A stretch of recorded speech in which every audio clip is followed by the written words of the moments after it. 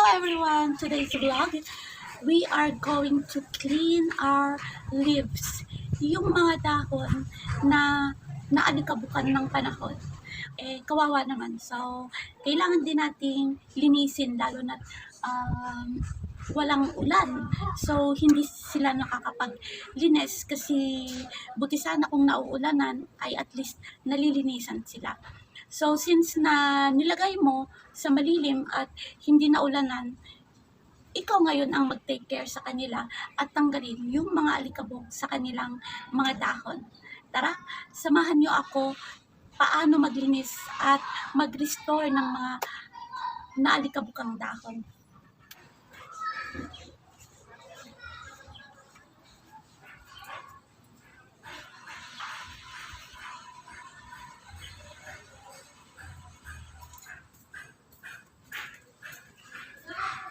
Okay guys, ito po ang ating tingnan nyo po puno ng alikabok. Supposed to be ay ganyan siya makintab, no? Since napabayaan natin, kailangan natin linisin. At ituturo ko sa inyo paano maglinis at anong gagamitin natin. Okay guys, dito po tayo ngayon sa aking bathroom. Dito po tayo maglilinis ng ating dahon, ng ating halaman. Ano? I have here with me, of course, the water. Okay? Kunti lang po yung ginamit kong tubig. Siguro, yung enough lang na makapaglinis tayo. Okay? And I have here with me the baby wipes. Ito po yung, kasi malambot siya, tsaka tara siya. So, ito yung gagamitin natin pang punas. No? And I have, of course, with me my scissor and this one. Ito po yung aking sikreto paano ko nililinis ang ating dahon. Ayan po, Joy Baby. Bakit Joy Baby? Kasi ano po ito siya? Dishwashing liquid, no? Mura lang naman, di ba? Tsaka, bakit baby? Kasi, nakalagay dito, no heavy perfumes, no added dye, and no parabens. Okay? Safe po siya sa ating mga, actually, ginagamit nila ito para hugasan yung mga fruits and vegetables nila. OMG, tapos kinakain, no? Yeah. So, I think, and some things also, that this is safe to clean our leaves. Okay? At meron na ako ditong na-cut. And I have also here my towel para pampunas. Okay, let's do it na. Maliit lang na butas.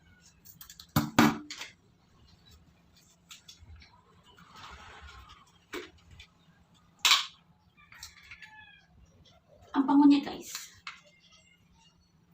Oh, my baby.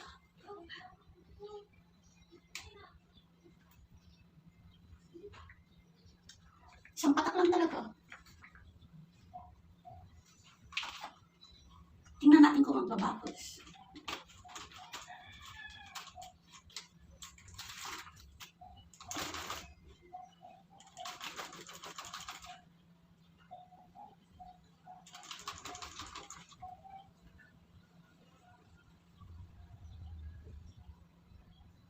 Pero dito parang kulang. Isang patak na ba yun?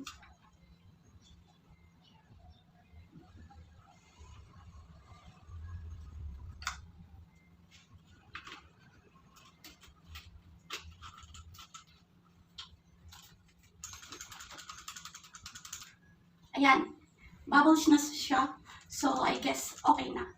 Ano siya? Wala siyang color. Transparent siya.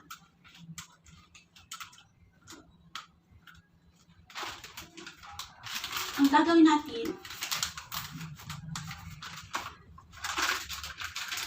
dito sa baby wipes, ay hugasan muna natin kasi yung basa ng baby wipes ay parang meron siyang chemicals na I don't know, yung parang sticky. So, we have to wash it first, okay? And okay, let's start. All we have to do is spray this baby wipes.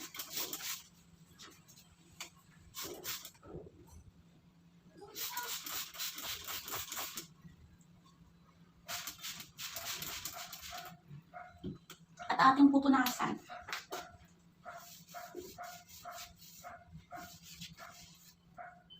OMG guys.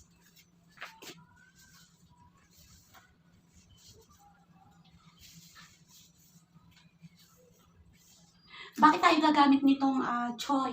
Kasi yung ibang mga dahon sa kakadilig natin, nag-iiwan kasi siya ng watermarks. So, yung watermarks ay hindi kayang tanggalin ng tubig. That's why we need to use this soap.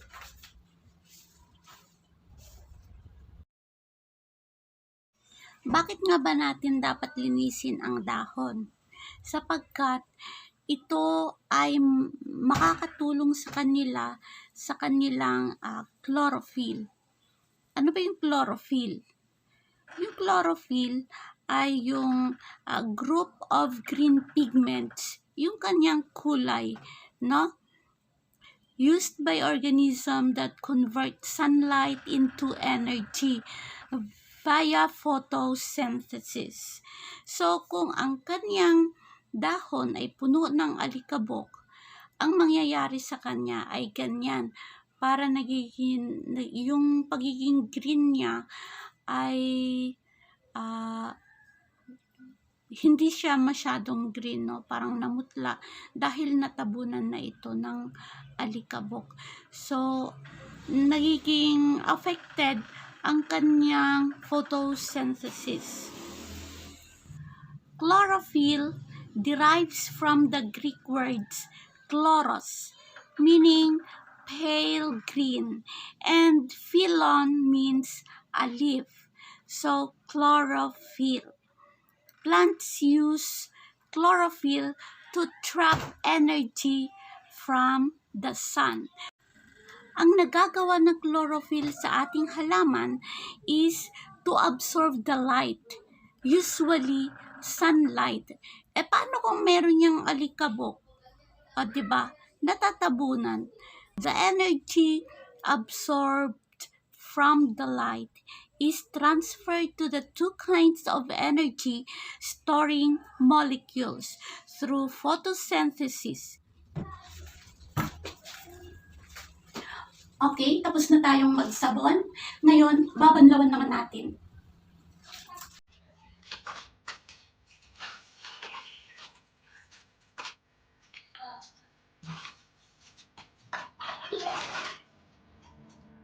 Ay, dito ako magbanlaw ng dahon. Pinapaliguan. Siyempre, pagkatapos mo paliguan, patutuyuin mo siyempre. Ang pagkakatuyo ay dampi-dampi lang. Kasi dalitan ka na ng skin. Ay, joke.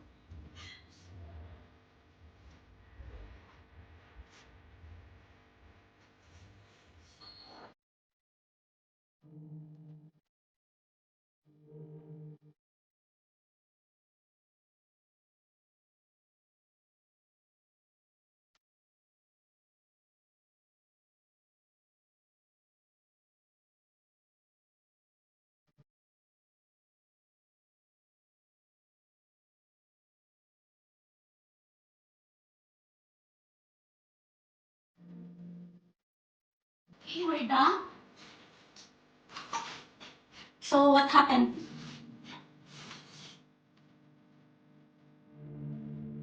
Okay, lumabas na yung kanyang pagiging clean. Ayan. Pero, namutla siya kasi nga hindi siya naaarawan. Hindi na nga naaarawan. Hindi pa nilinisan, naalikabukan lang. So, ganyan ang nangyari sa kanya. Medyo maputla siya compared dito sa ating new one. Yung kanyang bagong sibol.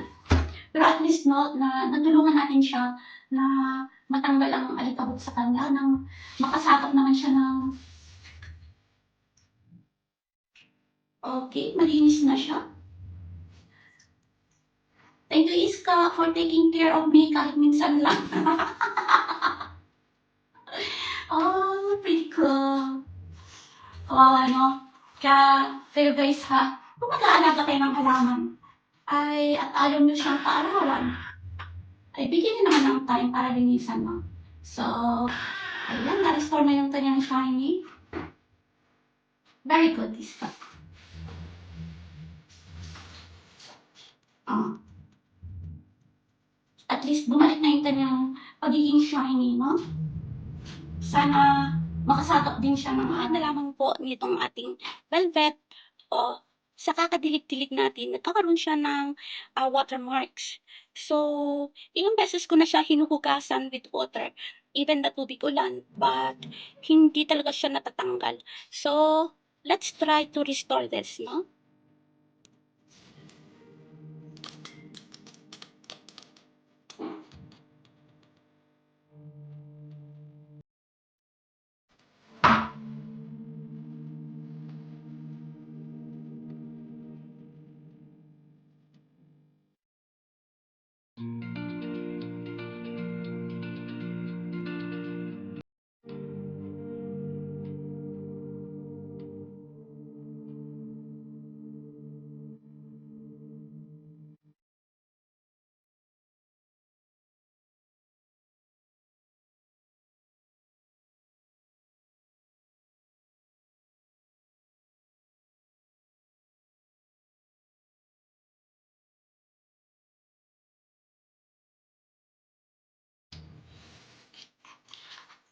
Meron siyang tubo.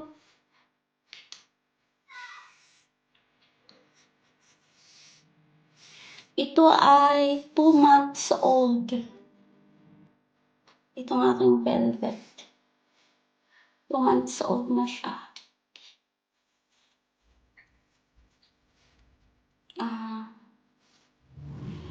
So pretty! Thank you so much guys sa inyong panonood. Sana may natutunan kayo sa video na ito. Sana ay meron akong na-share sa inyo ng konti. At sana ay alagaan natin ang ating mga halaman because you need to also care. Dahil kinuha mo sila doon sa kanilang lugar na inaalagaan ng Panginoon by sun and rain. So kinuha mo siya. So it's your turn. Paano sila alagaan? Okay? Thank you so much guys for watching. And don't forget to like, subscribe, and hit the notification bell para ma-update kayo sa susunod ko pang mga videos. Ito po si Iska Endalosa nagsasabing hanggang sa muli. Paalam!